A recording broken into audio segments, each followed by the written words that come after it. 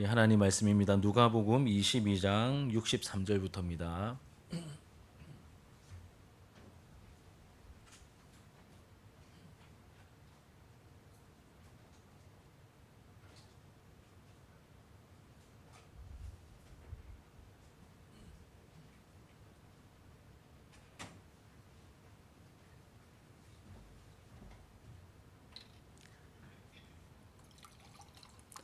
누가복음 22장 63절로 23장 12절까지 말씀입니다. 우리 한 절씩 교독하시고 마지막 절은 함께 읽겠습니다.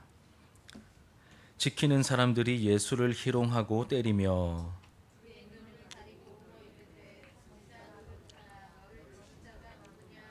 이 외에도 많은 말로 욕하더라.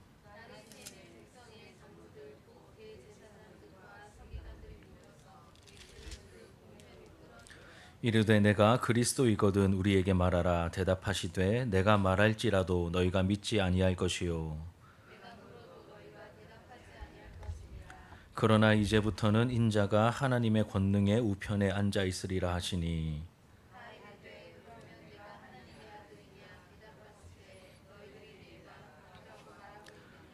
그들이 이르되 어찌 더 증거를 요구하리요. 우리가 친히 그 입에서 들었노라 하더라.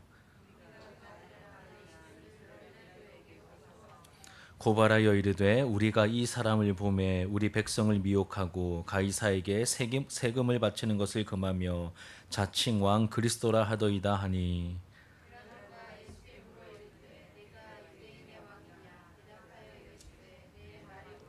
빌라도가 대제사장들과 무리에게 이르되 내가 보니 이 사람에게 죄가 없도다 하니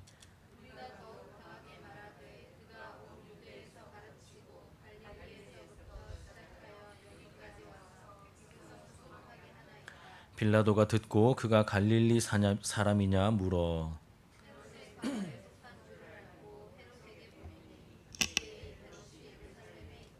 헤롯이 예수를 보고 매우 기뻐하니 이는 그의 소문을 들었으므로 보고자 한지 오래였고 또한 무엇이나 이적 행하심을 볼까 바랐던 연고로라.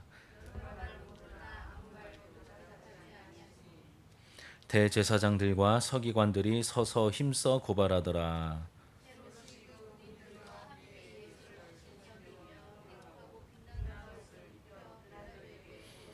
함께 읽겠습니다. 헤롯과 빌라도가 전에는 원수였으나 당일에 서로 친구가 되니라. 아멘.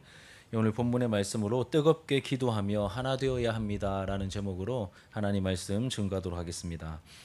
예수님의 십자가 순환이 이제 본격적으로 시작이 되었습니다. 가장 믿을 만해 보였던 제자들의 배신으로 예수님은 잡히시게 되었죠. 잡히신 이후 예수님을 잡아와 지키던 자들이 예수님을 조롱하며 멸시했지만 예수님께서 그 모든 조롱과 멸시를 이제 참아내시는 장면을 우리에게 보여주십니다. 우리 63절부터 65절 우리 짧지만 같이 한번 읽겠습니다. 시작. 지키는 사람들이 예수를 희롱하고 때리며 그의 눈을 가리고 물어 이르되 선지자 노릇하라. 너를 친 자가 누구냐 하고 이 외에도 많은 말로 욕하더라. 아멘. 희롱하고 때리고 선지자 노릇하라 하며 이제 욕을 하였습니다. 지금 누가 누구에게 이런 행동을 하고 있습니까? 예, 하나님의 아들께, 그렇죠. 본질적으로 하나님과 똑같은 본체이신 그 예수님을 그렇게 지금 하대하고 있습니다. 도저히 있을 수 없는 일들이 이제 일어나고 있는 것이죠. 이제 날이 새고 예수님께서 본격적으로 이제 신문을 받기 시작하십니다. 먼저 어디로 끌려가시냐면 사내들인 공회로 끌려가셔서 신문을 받으시죠. 우리 66절과 67절 같이 읽겠습니다. 시작. 날이 새매 백성의 장로들 곧 대제사장들과 서기관들이 모여서 예수를 그 공회로 끌어들여 이르되 내가 그리스도이거든 우리에게 말하라. 대답하시되 내가 말할지라도 너희가 믿지 아니할 것이요.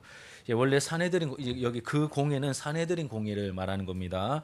원래는 70명의 종교 지도자들 로 구성된 굉장히 권위 있고 공정하기로 소문난 회의입니다. 우리나라 같으면 이제 국회라고 여기시면 되겠습니다. 70명의 대표들 플러스 이제 의장이 필요하겠죠. 회장, 의장이 필요합니다. 대제사장이 의장 역할을 합니다. 그래서 이제 71명으로 구성이 되어 있습니다.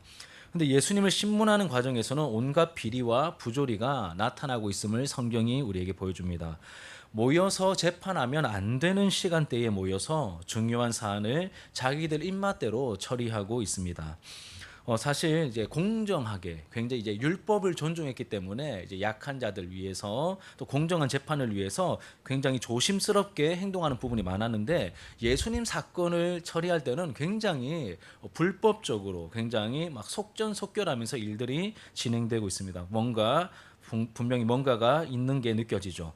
이 율법의 규정에 따라 억울하게 형벌받는 사람이 없도록 하기 위해서 이제 낮에 시작해서 이제 밝은 낮에 시작해서 해가 지기 전에 끝내야 됩니다. 왜냐하면 그 시대는 이런 불빛이 이제 귀했기 때문에 해가 지면 이게 뭐 문서든 증거를 확인하지 못합니다. 당연히 낮에 진행이 되어야 했겠죠.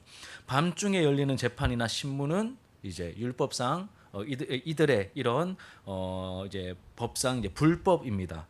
그런데 예수님을 밤중에 잡아와서 성전 안에 정해진 공간이 아닌 이 대제사장의 사저에서 진행한 건 모두 다 뭘까요? 불법이죠. 다 뭐가 이렇게 자기들 마음 입맛대로 막 일을 진행하고 있습니다. 그리고 사형 판결은 엄청나게 신중하게 진행을 합니다. 그런데 뭐 바로 뭐 결정해 놓고 바로 그 다음 날 십자가형 진행해 버리고 이런 경우가 사실 없거든요. 뭔가 이렇게 이러면 안 되고 또 이 절기가 무슨 시즌이죠? 여러분 십자가 앞둔 절기가 6월절이죠. 이렇게 큰 절기에는 이런 일 안 합니다. 예. 이런 거 안 한대요. 예. 제가 자료를 찾아보니까 원래 안 한다고 합니다. 자, 이렇게 먼저 산헤드린 공의회에 끌려가셔서 신문을 받으셨습니다. 이제 두 번째로는 이 산헤드린 공회에 이어서 예수를 잡아다가 어디로 넘기냐면 빌라도에게 이제 끌고 가서 고발해 버립니다.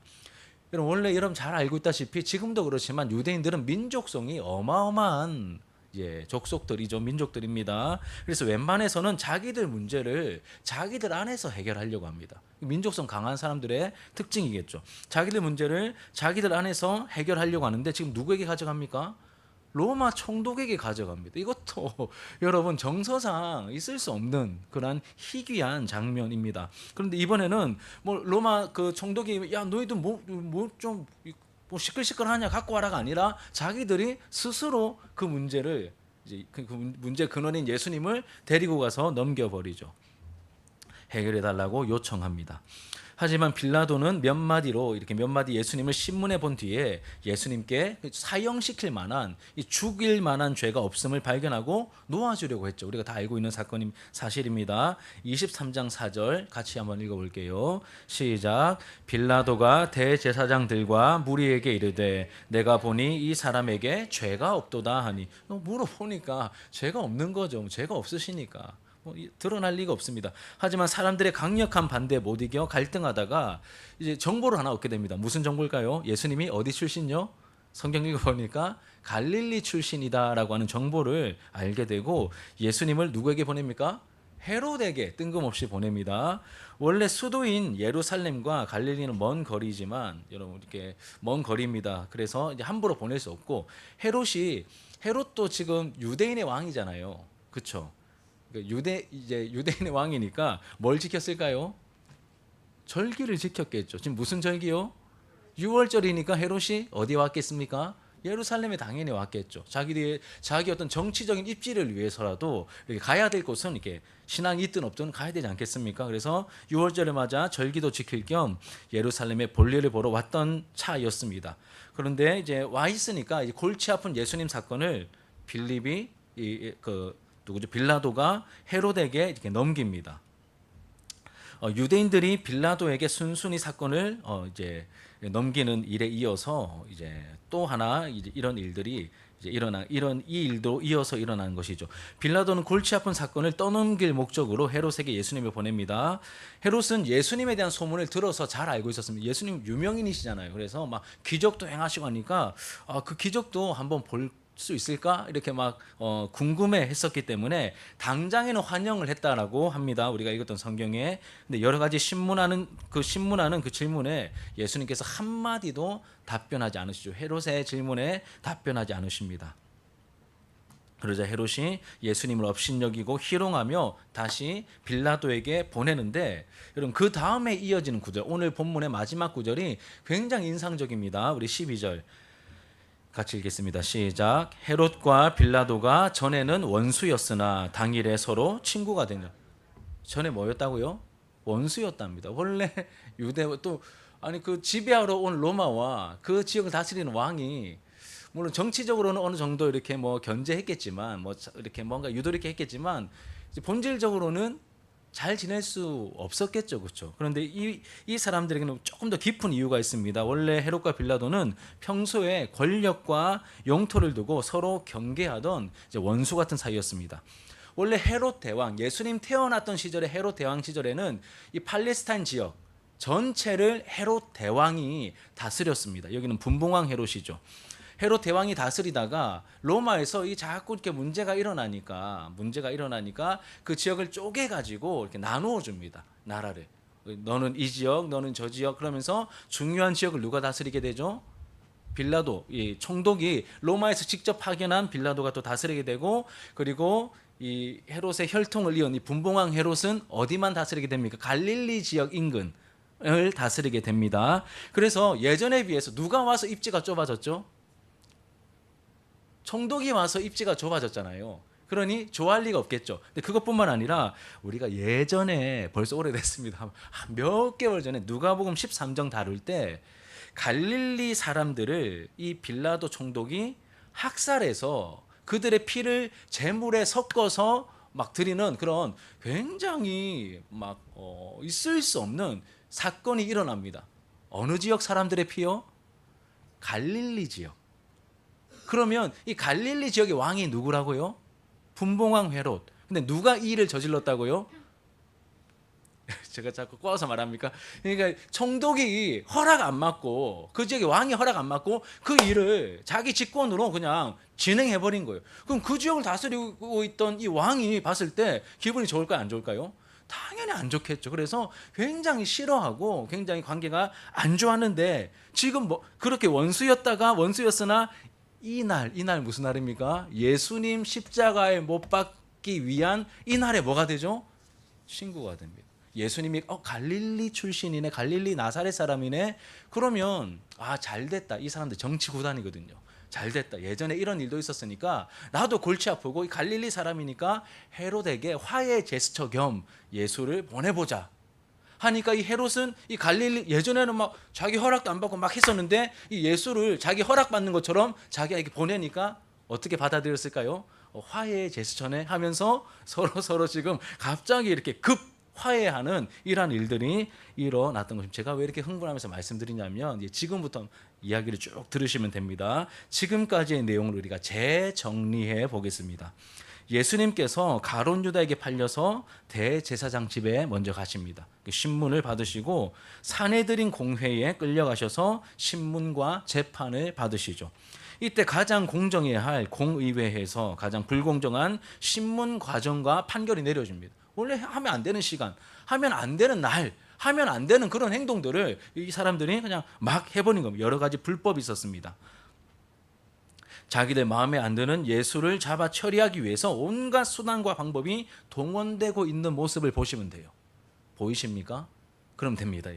그럼 더 재밌는 점은 더 이상한 점이죠. 더 이상한 점은 산헤드린 이후에 유대인들이 자신들의 문제를 누구에게 가져가죠? 민족성이 강해서 자기들 문제는 자기들 스스로 해결하는 사람들이 누구에게 가져갑니까? 빌라도 총독에게 이거를 갖다 바치는 거예요. 있을 수 없는 일들이 자꾸 일어나는 겁니다. 만약 여러분 우리나라에서 해결할 수 있는 문제를 중국에 가서 이거 좀 해결해 달라고 하거나 아니면 일본에 가서 해결해 달라고 하면 이게 정상입니까? 이와 비슷한 뉘앙스의 일이 일어났던 것이죠. 뭔가 있는 정도가 아니라 굉장히 심각한 냄새가 납니다. 그런데 이런 이상한 분위기는 여기서 멈추지 않고 계속해서 이어집니다. 예루살렘 지역을 다스리는 총독 빌라도와 갈릴리 지역을 다스리는 분봉왕 헤롯이 원래 자신들의 통치와 이 알력 싸움 때문에 원수 같은 사이였습니다. 그런데 예수님 사건을 다루는 과정에서 이 둘은 신기하게도 그 당일에 원수가 친구가 됩니다. 진짜 이해할 수 없는 일들이 연이어 일어났음을 성경이 우리에게 보여줍니다. 여러분, 뭐 수상하지 않으십니까? 냄새가 나지 않으십니까? 수상하고 냄새가 나죠. 그렇습니다. 수상하고 냄새가 납니다. 누군가 배후에서 조정하고 역사하고 있음을 우리가 깨닫고 느끼게 됩니다. 느낌적인 느낌이 벌써 들지 않습니까? 누가 지금 이 일들을 다 배후에서 진행하고 있었을까요? 하나님의 일을 방해하는 그 대적, 원수 마귀가 철저하게 예수님을 대적하고 있습니다.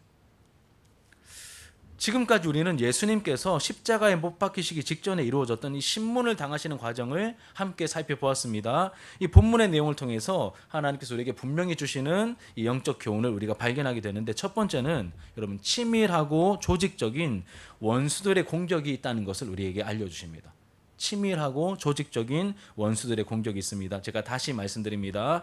원수들이 하나님의 일을 대적할 때, 혹은 예수를 대적할 때, 대적하며 공격할 때 그냥 아무 작전도 없이 그냥 무턱대고 막 덤벼든다라고 여기시면 안 됩니다. 눈에 안 보이니까, 우리의 접근도 좀 막연하니까 얘네들도 막연하게 덤빌 거야, 이렇게 생각하는 경향이 있잖아요. 저만 그렇습니까? 안 보이니까요. 그게 우리의 연약함이고 한계지 않습니까? 그런데 성경을 통하여 보여주시죠.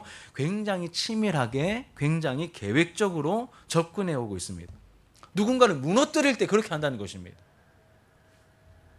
그들의 힘을 분산시키지 않죠. 원수 같던 이들도 서로 그러니까 원래는 여러분, 바리새인 공의회 안에 바리새인과 대제사장 그룹들도 원래 하나, 우리나라 여당 야당하고 제가 비교 많이 해드렸잖아요. 원래 얘네들도 하나가 안 되는 애들인데 지금 어디까지 손을 뻗어 막 손을 잡습니까? 막 로마 총독과 막 분봉왕 헤롯과 막 얘네들 막 다 손잡고 완전 일치 하나가 되어서 지금 예수 죽이는 일에 지금 목숨 걸고 있잖아요.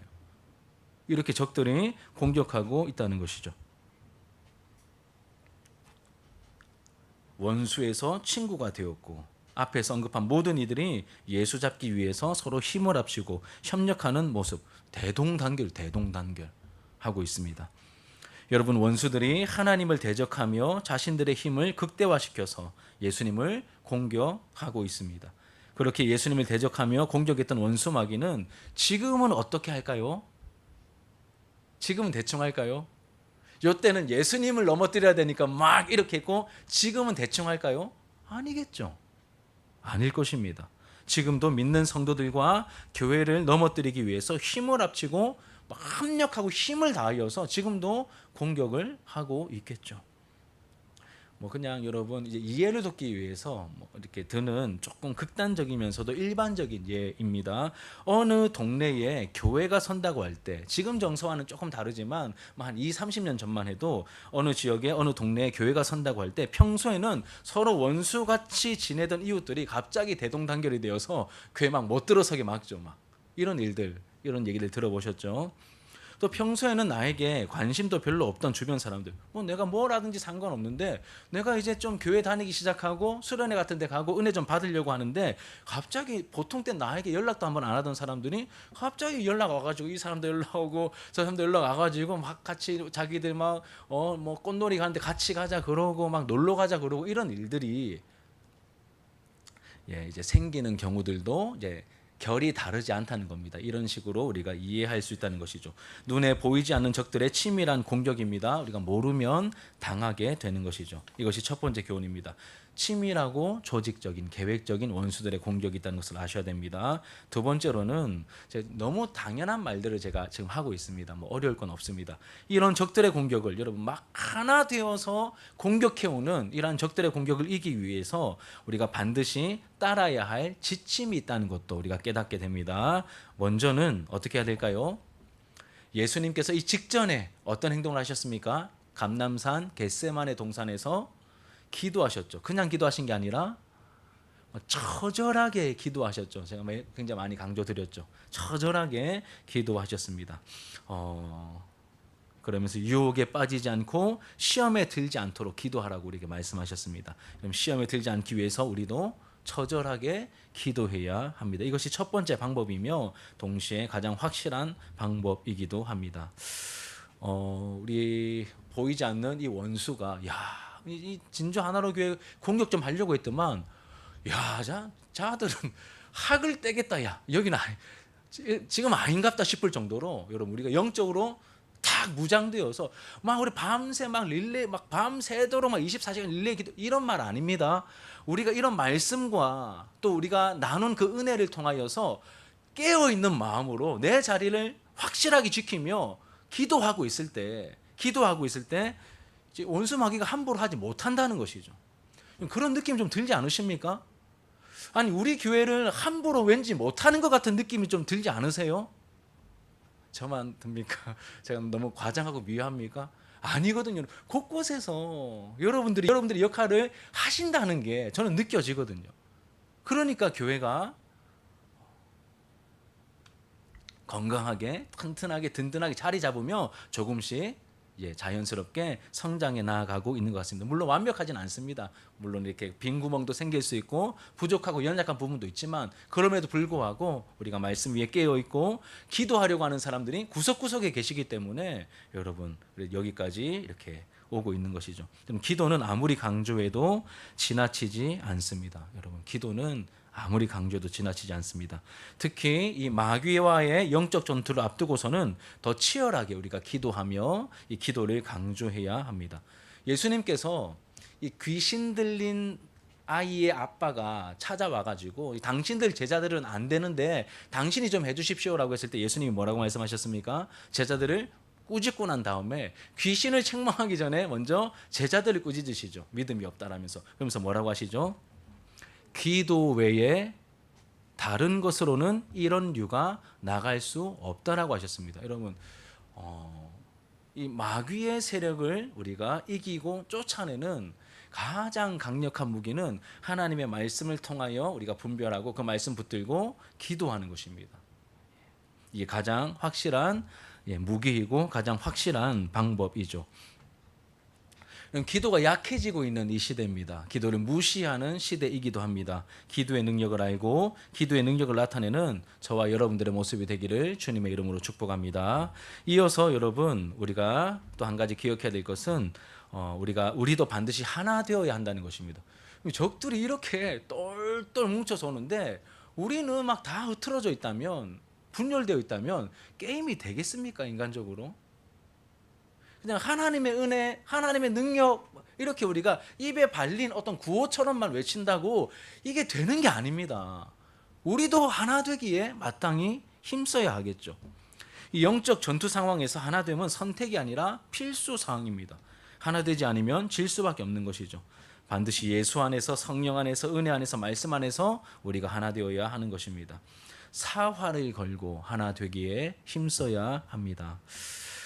우리가 원수 마귀가 어떻게 행동하는지 알지 못했다면 그냥 대충 접근해도 대충 되네 이렇게 할 텐데, 이렇게까지 이 녀석들이 무장을 하고 준비를 하고 찾아온다는 것을 말씀을 통하여 하나님 우리에게 보여주셨다면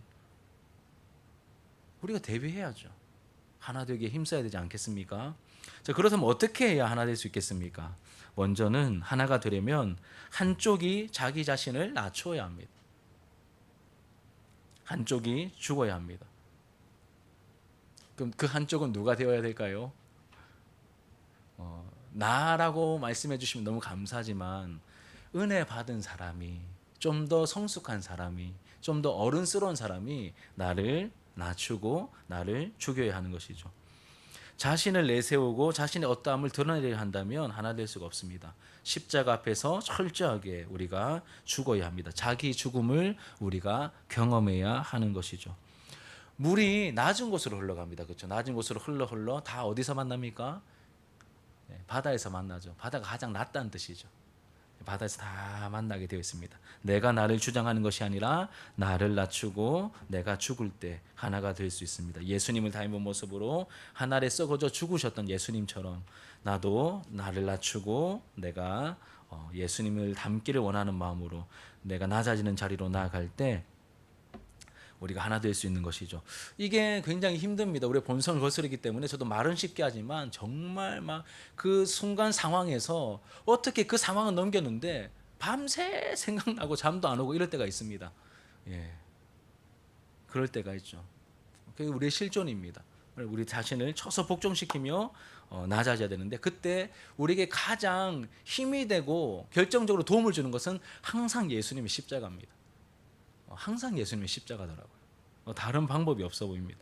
그리고 또 한 가지는 여러분, 우리가 뜨거울 때 하나가 될 수 있습니다. 이것도 굉장히 의미 있는 접근입니다. 이런 밥, 찬밥 이렇게 냉장고에서 갓 꺼낸 밥 이렇게 하면 어떻게 됩니까? 이렇게 푸석푸석하죠. 다 이렇게 다 흐트러지지 않습니까? 그런데 전자레인지 한 2분 정도 이렇게 돌리면 어떻게 되죠? 다시 온기가 돌면서 쫀쫀해지지 않습니까? 이렇게 갓 지은 따끈따끈한 이제 밥처럼 밥뿐만 아니라 대부분의 재료들이 다 뜨거울 때 잘 서로 연결이 되고 차가워지면 다 분리되잖아요. 우리가 뜨거워져야 한다는 것이죠. 우리도 하나 되기 위해서는 냉랭해서는 안 됩니다. 여러분, 우리의 마음이 냉랭하면 하나 될 수 없습니다. 우리의 마음이 냉랭하면 하나 될 수 없습니다. 반드시 뜨거워져야 합니다. 그리고 뜨거워지기 위해서는 뜨겁게 기도해야 합니다. 예수님을 생각하면서 예수님처럼 처절하게 우리가 기도할 때 상대방을 품을 수 있는 마음을 우리에게 주실 것입니다. 기꺼이 서로를 용납하며 하나됨의 자리에 이를 수 있도록 주님께서 도와주실 것입니다. 은혜가 있으면 하나 되는데 문제가 없습니다. 근데 은혜가 어느 순간에 사라지고 내 마음이 식어버리면 때려 죽여도 하나 안 됩니다. 아무 문제도 아닌데 별게 다 걸리고요. 그냥 의자 줄만 안 맞춰져 있어도 괜히 짜증이 나고요. 별게 다 막. 그런데 은혜가 있으면 막 누가 나한테 와서 막 심각한 해코지를 해도 별로 문제 안 됩니다. 그래도 난 당신을 사랑합니다. 왜냐하면 이번 수련회 때 예수님의 십자가로 구원을 받은 그 사랑을 받은 사람은 형제 사랑을 하는 것이 마땅하다 하셨으니 괜찮습니다 하고 넘어가지는 것이죠. 저는 여러분 이 딱 두 마디가 수련회 통해서 남았습니다. 자격 없는 나에게 주신 은혜, 사랑. 또 하나는 그 사랑을 받은 내가 다른 사람에게 부족하지만 사랑을 표현하는 것 마땅하다. 너무 마땅하다. 사랑을 좀 더 표현해야 되겠다라는 마음이 들었습니다. 그래서 요즘 저도 원래 제가 이렇게 막 문자나 이렇게 카톡 같은 거 보낼 때 여러분 저한테 뭐 사랑합니다 아니면 뭐 하트 이런 거 제가 보내던가요? 거의 안 보냅니다. 애들 할 때는 한 번씩 하지 안 합니다. 그런데 이번 주는 제가 이렇게 연락할 일이 있어서 이렇게 연락한 분들 거의 다 이렇게 막 사랑합니다 카트하고 막 이렇게 그냥 마음에 그런 사랑이 이렇게 사랑해야 돼, 사랑을 또 표현해야 돼 이런 마음들이 계속 이렇게 맴돌다 보니까 하게 되고 꼴값은 여기까지. 그렇게 우리의 마음에 여유가 은혜의 여유가 있어야 이렇게 사랑도 표현할 수 있고 함께 하나가 될 수 있는 것이죠. 말씀을 이제 정리하며 마치겠습니다. 오늘 말씀을 통해 눈에 보이지 않는 원수들의 이간질과 계획적인 공격이 있다는 것 우리가 함께 살펴보았습니다. 그리고 이러한 공격은 지금도 계속되고 있습니다. 지금도 계속되고 있죠. 이 말세 때에 발악하는 악한 원수들을 대적하고 능히 그 공격을 파하고 이기기 위해서는 예수님처럼 우리가 뜨겁게 처절하게 기도하며 뜨거움을 회복하여 하나 되기에 힘쓰는 우리 개인과 우리 공동체의 모습이 되어야 합니다.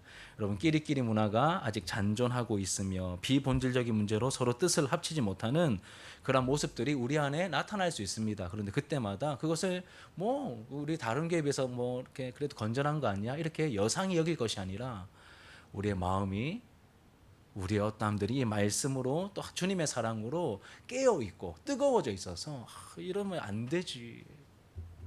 우리가 안아내야지. 우리가 끌어안아야지. 더 하나 되어야지.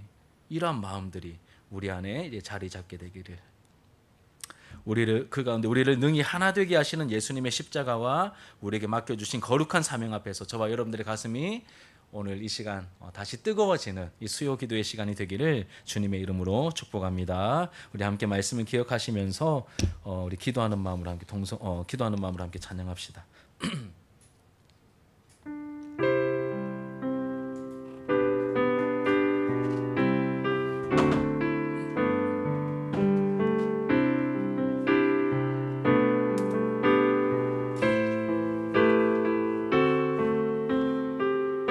세상의 유혹 시험이 내게 몰려올 때에 나의 힘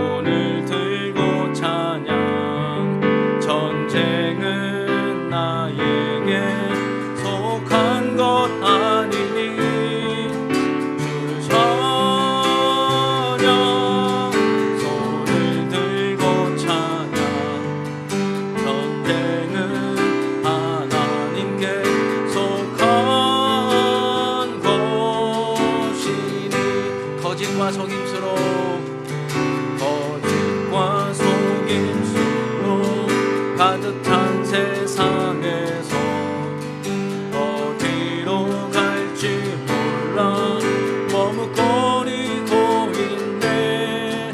공중의 권세 잡은 자 지금도 우리들은 실패와 절망으로 넘어뜨리려 하네. 주를 찬양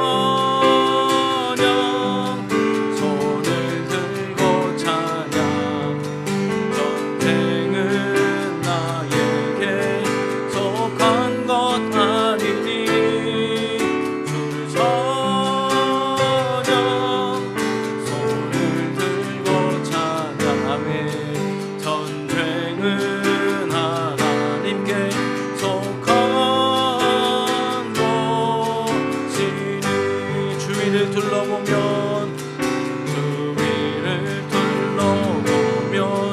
아무도 없는 듯 믿음의 눈을 뜨면 보이는 분 계시네. 지금도 내 안에서 역사하고 계시니 사망과 어둠의 권세 물리치신 예수님.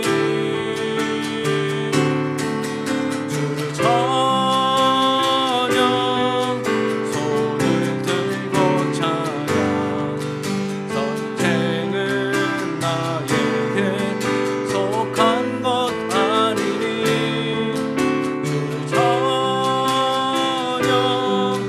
손을 들고 찬양 전쟁은 하나님께 속한 것이니. 주를 찬양 주를 찬양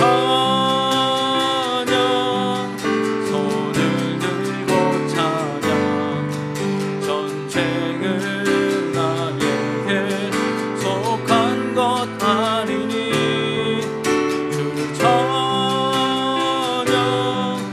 손을 들고 찬양 전쟁은 하나님께 속한 것이니. 예수 어린 양 존귀한 이름 예수 어린 양 존귀한 이름 예수 어린 양 존귀한 이름. 약할 때 강함 되시네. 약할 때 강함 되시네.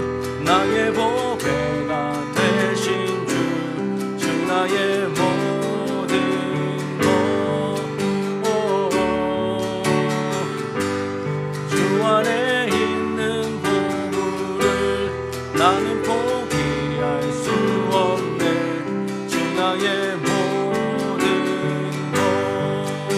예수 어린 양 예수 어린 양 존귀한 이름 예수 어린 양 존귀한 이름. 십자가 죄 사셨네. 십자가 죄 사셨네. 주님의 일을 찬양해. 주 나의 모든 것. 쓰러진 나를 세우고 나의 빈잔을 채우네. 주 나의 모든 것. 예수 어린 양 존귀한 이름